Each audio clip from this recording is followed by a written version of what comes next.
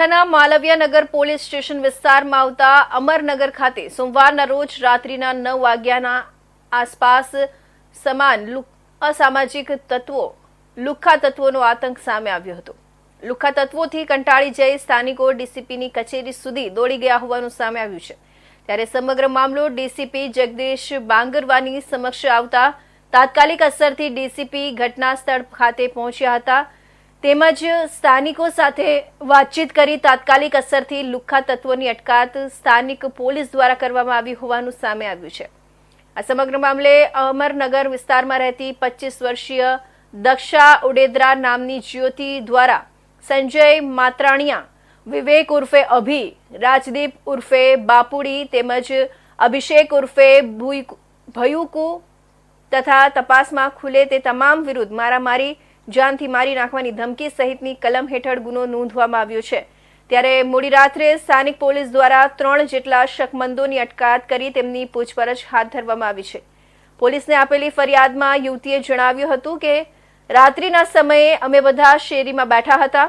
સંજય, વિવેક, અભિષેક સહિતના વ્યક્તિઓ 2 વ્હીલર તેમજ 4 વ્હીલર સહિતના વાહનો લઈને ચોકમાં મોટેથી ગાળો બોલતા હતા, જેથી અમારા દ્વારા તેમને ગાળો બોલવાની ના પાડતા તેઓ ઉશ્કેરાઈ ગયા હતા। તેમજ સંજય પાસે રહેલા મિર્ચી સ્પ્રે તે શેરીમાં ઉડાવવા લાગ્યો હતો, તેમજ તેની પાસે રહેલા લાકડાના ધોકા વડે મારવામાં આવતા ઈજા પણ પહોંચી હતી। તો સાથે સાથ રાજી બહેનને પણ મારવામાં આવ્યો હતો, તેમજ તેમની સાથે રહેલા વ્યક્તિઓએ સોડાની કાચની બોટલોના ઘા પણ કર્યા હોવાનું સામે આવ્યું છે।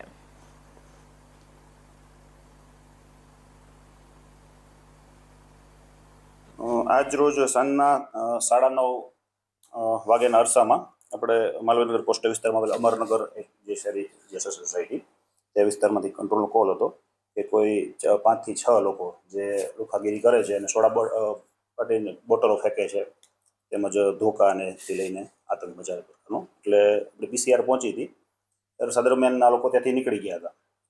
પછી તાત્કાલિક ડિસ્ટાફને જાણ કરી અને 3 લોકોને હસ્તગત ત્યાંથી જ આપણે કરી દીધા છે। બાકી લોકોની શોધખોળ અત્યારે હાલ ચાલુ છે।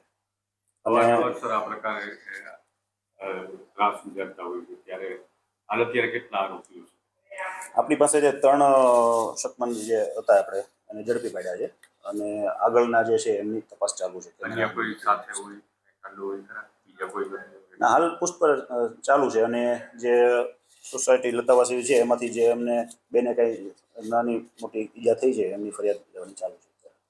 નિર્વસ્ત્ર થઈને પણ થોડા દિવસો પહેલા કોઈ આવારા તત્વોએ ત્યાં આતંક મચાવ્યો હતો, શું કહેશો?